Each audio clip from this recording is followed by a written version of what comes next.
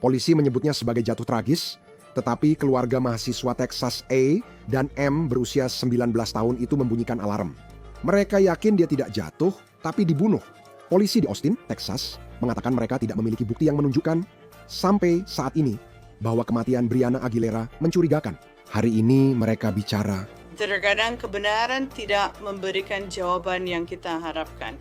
Tapi keluarga Breonna membalas dengan kata-kata tegas mereka sendiri dan seorang pengacara papan atas.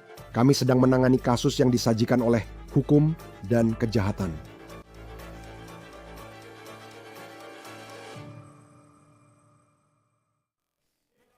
Polisi Austin menggelar konferensi pers untuk meredakan kritik dan spekulasi terkait kematian Breonna Aguilera. Informasi yang tidak akurat telah beredar dan dilaporkan, dan hal itu telah menyebabkan kerugian tambahan bagi orang-orang yang tidak bersalah, termasuk perundungan serta keluarga mereka. Ada juga pernyataan yang menyatakan bahwa polisi gagal menjalankan tugas kami. Pernyataan tersebut tidak akurat. Saya mengerti bagaimana Red Garden dan kebutuhan akan jawaban bisa menimbulkan emosi yang kuat dan banyak pertanyaan, tetapi terkadang kebenaran tidak memberikan jawaban yang kita harapkan. Itulah yang terjadi di kasus ini. Polisi tahu bahwa penyelidikan yang teliti membutuhkan waktu. Kami harus mewawancarai saksi, mengumpulkan bukti, dan menyusun fakta-fakta. Membocorkan informasi sebagian terlalu dini dapat merusak integritas kasus tersebut. Itu adalah Kepala Polisi Austin yang membantah klaim bahwa kematian Breonna adalah sebuah pembunuhan. Konferensi pers ini memuat informasi baru yang menurut polisi menjadi bukti bahwa nyawa Breonna tidak diambil oleh orang lain. Sebelum masuk ke detail, saya ingin menjelaskan kronologi baru tentang apa yang terjadi pada Breonna Jumat lalu. Aguilera, mahasiswa 19 tahun di Texas, M berada di Austin yang berjarak sekitar 2 jam dari kampusnya untuk pertandingan sepak bola besar. Pertandingan itu antara sekolahnya Texas A, saya dari Universitas Texas. Pertandingan Jumat dimulai pukul 18.30 waktu setempat. Polisi menyatakan mereka telah merekonstruksi hari terakhir Breonna dan membentuk gambaran seperti ini. Jadi mereka mengatakan, pertama-tama, sekitar pukul 4 atau 5 sore, dia menghadiri acara tailgate yang diadakan di klub rugby Austin. Dan dia berada di acara tailgate itu sampai sekitar pukul 10 malam. Polisi mengatakan bahwa dia menjadi sangat mabuk di acara itu sehingga dia diminta untuk pergi. Para saksi menyatakan setelah Breonna diminta pergi dari acara tailgate, Austin sesedia Richard mengaduhkan ponselnya dan berjalan sempoyongan ke di area berhutan terdekat, di mana ponsel dan barang-barangnya ditemukan polisi Austin setelah pukul 4 sore. Pada Sabtu, 29 November, petugas di tempat kejadian perkara menghubungi homicide setelah menemukan barang Breonna dan mendapat laporan orang meninggal dengan nama sama. Jadi, apa yang baru saja kamu dengar? Ada juga pihak kepolisian yang membantah klaim yang dibuat oleh Ibu Breonna dalam wawancara dengan Fox News, di mana dia mengklaim bahwa seseorang telah membuang ponsel putrinya ke hutan. Sekarang kita akan membahas lebih lanjut tentang apa yang dikatakan oleh Ibu Breonna sebentar lagi. Polisi menyatakan Breonna diminta meninggalkan acara tailgate. Dia lalu pergi bersama sekelompok orang ke kompleks apartemen ini di Austin. Dan sebenarnya disitulah dia menginap bersama teman-temannya selama akhir pekan. Dia diduga tiba di gedung apartemen itu pada pukul 11 malam. Apartemen tempat dia dan teman-temannya menginap ada di lantai 17 sekarang. Polisi mengatakan pada pukul 12.30 dini hari, sebagian besar orang di apartemen itu sudah pergi dan yang tersisa adalah 3 gadis yang menginap di apartemen itu. Polisi menyatakan sekitar pukul 12.43, Breonna meminjam ponsel temannya untuk menelepon pacarnya di luar kota. Polisi mengatakan mereka telah mengonfirmasi bahwa panggilan telepon itu terjadi. Kata mereka, 2 menit kemudian, sekitar waktu itu, seseorang di jalan menelepon 911 setelah mendengar suara benturan keras, lalu menemukan Breonna tergeletak di tanah. Polisi mengatakan keesokan harinya mereka mewawancarai 3 gadis di apartemen dan memberitahu Ibu Breonna tentang kematian putrinya. Polisi mengatakan gadis-gadis di apartemen itu menelepon 911 sekitar tengah hari pada hari Sabtu untuk melaporkan bahwa Breonna hilang. Mereka tidak bisa menemukannya. Polisi menyebut beberapa gadis itu sedang tidur. Beberapa dari mereka mengira bahwa Breonna telah pergi untuk menemui teman-teman lain saat apartemen mulai kosong pada malam hari. Sekarang, Ibu Breonna juga telah menelepon pada hari Sabtu, mengatakan bahwa dia tidak bisa menghubungi putrinya Dia menelepon 911 di Austin dan mengatakan ponsel putrinya terdeteksi di daerah berhutan, tempat polisi akhirnya menemukan ponsel itu. Jadi sekarang kita sampai pada apa yang diyakini polisi sebagai kenyataan yang sangat sulit. Untuk cerita ini, yang menurut mereka membuktikan bahwa ini bukan pembunuhan, inilah yang mereka klaim mereka temukan di ponsel Brianna. Pemeriksaan lebih lanjut terhadap ponsel Brianna menunjukkan catatan bunuh diri digital yang dihapus tertanggal Selasa 25 November tahun ini ditujukan untuk orang-orang tertentu dalam hidupnya. Sejak panggilan ini dimulai hingga sekarang, di antara semua pernyataan saksi, semua bukti video, dan semua bukti digital yang telah dikumpulkan, tidak ada bukti yang menunjukkan ini terkait tindakan kriminal apapun. Penyelidikan kami menunjukkan Brianna pernah mengutarakan keinginan bunuh diri kepada teman-temannya pada Oktober tahun ini. Hal ini berlanjut hingga malam kematiannya, dengan tindakan melukai diri sendiri di awal malam dan pesan teks ke teman yang menunjukkan pikiran bunuh diri. Yang menurut beliau, kami menyadari klien bahwa mendengar kabar seperti ini bisa sangat sulit dan mungkin memengaruhi anggota komunitas dengan cara yang sangat pribadi. Sekarang, itu tentu saja tidak mudah untuk didengar. Sangat menyedihkan mendengar hal itu dari polisi dan Anda harus membayangkan betapa sulitnya bagi keluarga Brianna Aguilera untuk mendengar hal-hal tersebut. Tapi sekali lagi, mereka terus menolak hal ini. Kita akan membahas bagian cerita itu sebentar lagi. Namun saya ingin melanjutkan apa yang sedang disampaikan polisi. Karena polisi mengatakan, jarang sekali mereka akan membagikan informasi seperti ini secara terbuka. Karena besarnya perhatian pada kasus ini, mereka merasa perlu merilis informasi ini sekarang. Seperti yang kami sampaikan, Ibu Brianna sejak awal sangat vokal dan mengklaim putrinya dibunuh. Dia menyatakan bahwa Putrinya dah main jadi pink gitu deh. setelah ke Texas, universitas impiannya adalah Universitas A dan M. Putrinya, kata ibunya, sedang menikmati hidup. Ibunya juga mengatakan ada sekitar 15 orang di apartemen itu yang datang ke pesta setelah pertandingan. Dia mengklaim polisi memberi mereka waktu menyamakan cerita agar bisa menutupi hal lain selain yang diungkap polisi saat ini. Dia, Ibu Brianna, mengklaim Brianna terlibat perkelahian pada malam kematiannya, memicu banyak spekulasi di dunia maya. Ibunya mengunggah video TikTok dari seseorang yang mengklaim bahwa dia melihat perkelahian pada malam itu yang mungkin terkait dengan kematian Brianna, detektif yang menangani kasus ini. Setelah pernyataan awal di konferensi pers ini, dia ditanya soal itu dan inilah jawabannya. Itu story dari tentang soal perkelahian. Satu-satunya bukti yang kami miliki tentang pertengkaran fisik adalah Brianna memukul salah satu temannya saat mereka mencoba membantunya keluar dari pesta. Kami tidak punya bukti pertengkaran lain. Polisi juga mengatakan bahwa tidak ada yang menyaksikan Brianna melewati pagar apartemen. Menanggapi konferensi pers ini, Ibu Brianna memposting ini di Facebook. Dia membagikan siaran konferensi pers polisi dari stasiun televisi beserta keterangan yang dia tulis. Kutipan, "Jangan percaya pada penyidik malas ini dan penyelidikannya. Tony Buzbee akan memberikan keadilan yang kita butuhkan." Ini yang dikatakan detektif saat ditanya tentang Ibu Brianna dan apakah dia menerima rincian yang kita dengar hari ini. Dalam konferensi pers itu, Saya dan saudara berkomunikasi dengan Ibu Brianna sejak Sabtu sore. Kami berbicara sampai Minggu dan Senin hingga pertemuan di sini. Sejak saat itu saya sudah mencoba menghubunginya 4 kali. Saya nanti ingin kipauksias informasinya secara pribadi. Dia mendas untuk belasai swakingista untuk berbicara dengannya sampai kemarin sore, di mana dia meminta saya untuk berbicara dengan pengacaranya. Saya selalu berbicara dengan ibunya kau, tapi sudah dengan ayahnya dan dia tahu semua info ini sampai kemarin. pengacara Ibu Brianna adalah Tony Buzbee, yang merupakan nama besar dalam bidang hukum. Dia menangani beberapa kasus terkenal, termasuk puluhan gugatan yang diajukan atas nama para penggugat yang menuduh Sean Diddy Combs melakukan pelanggaran seksual. Kemarin, dia mengumumkan mewakili orang tua Brianna. Di media sosial, dia membagikan sebagian kutipannya. Ini jelas bukan bunuh diri. Keluarga ini berhak atas jawaban pasti. Kami ingin membantu mereka mendapatkannya. Buzbee menyatakan akan menggelar konferensi pers Jumat di kantornya terkait kasus ini. Bergabunglah bersama kami untuk membahas arti kehadiran Tony Buzbee dalam kasus ini bersama Rich Schonstein, pengacara persidangan. Terima kasih telah meluangkan waktu bersama kami. Menurut Anda, apa yang menonjol dari peran Tony Buzbee dalam kasus ini? Ya, kita semua ada Busby, so dia harus measure yang sangar under, so dia sering menangani banyak kasus kelalaian. Dia juga telah terlibat dalam banyak litigasi perdata melawan Didi dan kasus-kasus serupa. Jadi dia sangat gigih. Dia akan menyelidiki masalah ini dan melihat kemana fakta-fakta membawanya. Cerita siapa saja yang mungkin bisa dia gugat.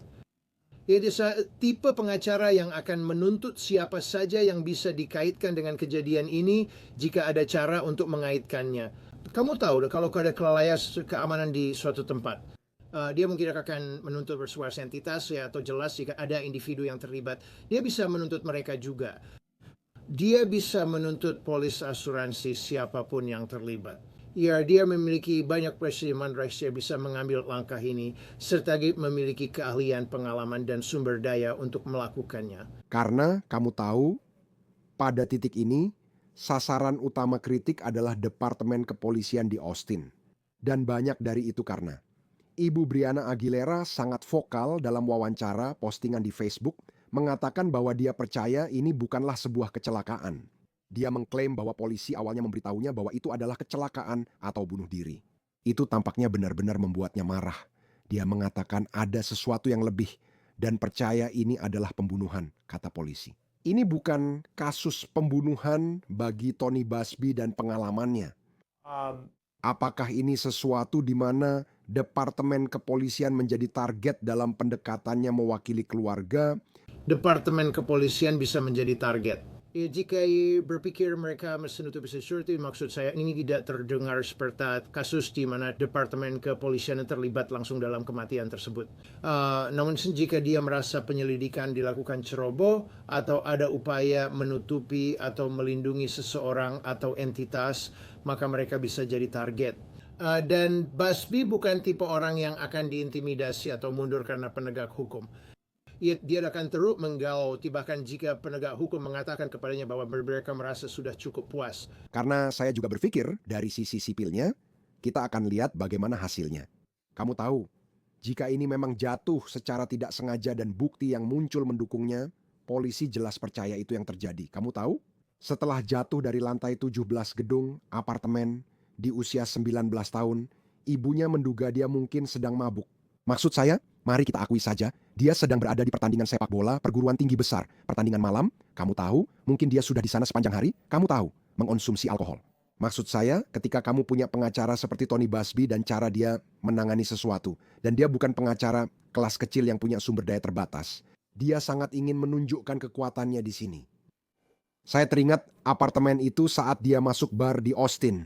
Maksud saya, jenis target seperti apa yang mungkin dia incar untuk keluarga ini? Setiap orang yang dia temui hari itu sebagai permulaan, jadi saya yakin dia melacak seluruh harinya, tahu kan, dari bangun tidur sampai peristiwa tragis ini. Kemana dia pergi, siapa yang dia temui, apa yang dia lakukan saat minum alkohol, dari mana dia mendapatkannya. Apakah dari potensi tanggung jawab siapa? Kamu melihat bar, apakah dia di bar dan dilayani minuman berlebihan? Wah, itu adalah potensi tanggung jawab. Apa yang terjadi di gedung ini? Ya, apa kasih ada keamanan yang tidak memadai di gedung itu sendiri sehingga dia bisa jatuh 18 lantai. Bagaimana situasinya di atas sana? Siapa lagi yang ada di atas sana dan apakah ada orang lain yang menyebabkan ini atau apakah mereka bisa mencegahnya? In phase tray perseginya oksanya melayang in menit demi menit untuk mencoba menemukan, mengidentifikasi setiap pihak yang mungkin bertanggung jawab, bahkan jika tanggung jawabnya hanya sedikit saja. Dalam kasus seperti ini, Anda melihat pengacara terkenal terlibat.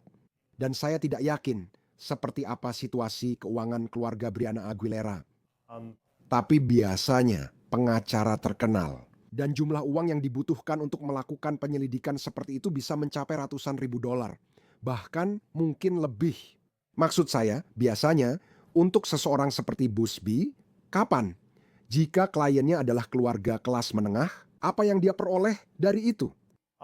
Hanya dari sisi hukum, hanya karena dia berbisnis di bidang hukum, apa yang dia dapatkan dari terlibat dalam hal ini? Biasanya firma seperti itu memiliki Anda dan saya tidak tahu detail firmanya. Saya belum pernah melihat keuangannya, tapi saya kira mereka bekerja dengan sistem bagi hasil.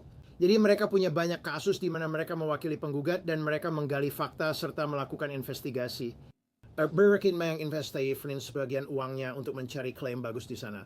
Ya, dan yang mereka dapatkan adalah bagian yang sangat besar dari setiap pemulihan, mungkin sepertiga, mungkin 40%, bahkan mungkin lebih, ditambah biaya yang dibayarkan jika mereka bisa memulihkannya.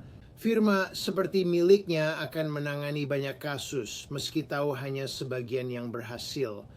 Tapi harga untuk menjalankan bisnis, atau biayanya untuk menjalankan bisnis adalah melakukan penyelidikan. Karena yawan mitarnya pengacara seperti Busby adalah kasus yang terkenal berarti publisitas.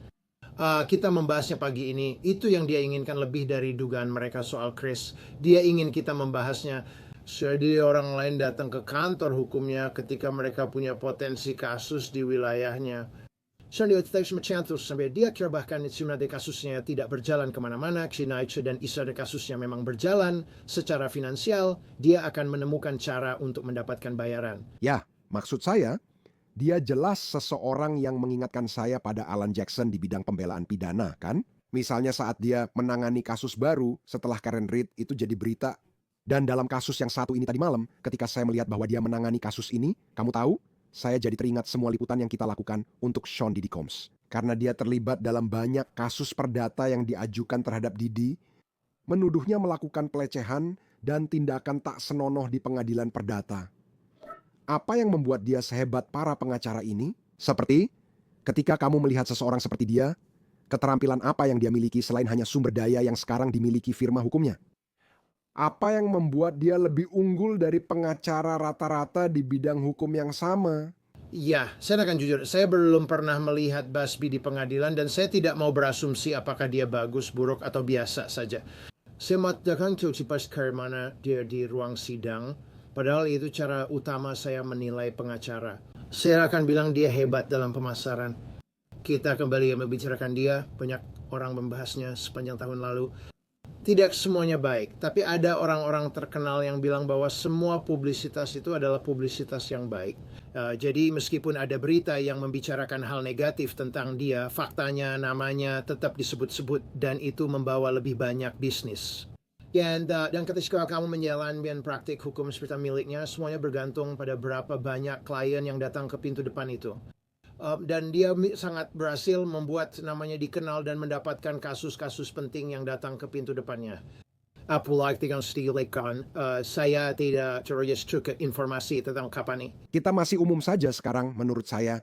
Secara khusus, membicarakan kasus ini, Brianna Aguilar dan itu Anda tahu, untuk menghargai ibunya dalam beberapa hal. Saya yakin Departemen Kepolisian tidak senang soal itu. Seperti dia sangat vokal dalam menyampaikan apa yang dia yakini dan dia percaya bahwa dia sedang memperjuangkan keadilan untuk putrinya. Dia percaya bahwa ada informasi yang belum disampaikan, bahwa pertanyaannya tidak dijawab, dan kasusnya kembali mencuat serta mendapat banyak perhatian lagi. Polisi menyatakan tidak percaya ini kasus pembunuhan dan belum ada bukti yang mendukungnya. Tapi sekarang dia sudah sampai pada titik di mana ada pengacara terkenal yang terlibat. Bagaimana menurutmu tentang hal ini? Keluarga Brianna Aguilera, seperti yang kamu tahu, mereka sedang menghadapi tragedi yang sangat mengerikan yang tidak diinginkan siapapun. Bagaimana menurutmu cara mereka menangani ini? Bukan untuk menghakimi, tapi lebih pada dampak yang muncul pada penyelidikan dan perhatian terhadap cerita ini. So dari yang saya baca, saya pikir begitu. Ibanez khususnya perfeksi terhadap dugaan bahwa wanita muda itu mengakhiri hidupnya sendiri. Yang ada ibunya berkata kawis, itu kira agak mungkin. Saya meragukannya itu bukan dia. Dan omong-omong, tidak khas masuk akal bahwa hari perayaan ini dengan pertandingan sepak bola besar dan dia adalah pemandu sorak serta semua hal ini sedang berlangsung. Bahwa dia sengaja mengakhiri hidupnya, jadi kita bisa menyingkirkan kemungkinan itu. Sekarang ada kemiskinan dan kecelakaan. Jika benar, saya ingin tahu detailnya. Bagaimana kecelakaan itu terjadi dan apa penyebabnya? Tapi jangan punya Reiki Mangkira marwari semua yang suspek rehat terjadi bahwa ada kecelakaan yang melibatkan orang lain atau ada sesuatu yang disengaja yang melibatkan orang lain. Dan kayak juga berpikir ibunya mengatakan bahwa kurang tidak cukup teliti dalam menyelidikinya. Mereka pada dasarnya mengatakan kepada saya, ini tragis, ini mengerikan. hal terbiasa itu center memang syaraf kinam sekali mendesak melia kina unsur spare heart surgery trigger yang bisa dilakukan. Itu tetap tidak cukup untuk ibunya. Dia ingin jawaban. Jadi saya tidak masalah jika dia mengungkapkan pendapatnya itu ke publik. Saya tidak masalah jika dia membawa pengacara hebat untuk menyelidikinya demi dirinya. Saya pikir itu adalah cara yang mungkin masuk akal. Saya pikir itu adalah cara yang mungkin baik untuk menanganinya. Saya juga memikirkan orang-orang di sekitarnya hari itu. Ketika dia meninggal dan diduga jatuh dari balkon lantai 17 ini. Ibunya bilang sekitar 15 orang berpesta di apartemen itu. Ibunya membagikan foto hari itu bersama teman-temannya. Apa saran Anda untuk orang-orang yang tahu bahwa mereka pernah berinteraksi dengan Brianna Aguilera pada hari itu, mungkin di apartemen itu, dan juga sekarang mengetahui bahwa Tony Buzbee terlibat? Saya akan mengatakan jika Anda memiliki informasi yang relevan dengan hal ini, Anda sebaiknya menghubungi pihak berwenang dan atau kantor Tony Buzbee. Maksud saya menambahkan menjadi pihak berwenang jika saya tahu sesuatu tentang detailnya, karena mereka sering menyusun narasi dan memahami dengan tepat apa yang terjadi. Jadi jika Anda tidak lihat house, bahkan jika menurut Anda itu tidak terlalu penting, Anda harus angkat tangan dan memberitahu pihak berwenang. Itu hal yang paling penting. Ya, benar. Sangat tepat dikatakan. Kasus ini sangat menyedihkan, terutama bagi wanita muda yang kehilangan nyawanya. Kita akan lihat perkembangan penyelidikan. Polisi yakin ini bukan pembunuhan, tapi keluarga Breonna Aguilera tidak setuju. Kita tunggu hasilnya. Brit Schonstein, pengacara pengadilan, terima kasih seperti biasa sudah meluangkan waktu untuk bersama kami di Law and Crime. Senang bisa berada di sini. Itu saja untuk kasus dari Law and Crime. Berlangganan di YouTube dan Spotify. Saya Chris Stewart. Sampai jumpa di lain waktu.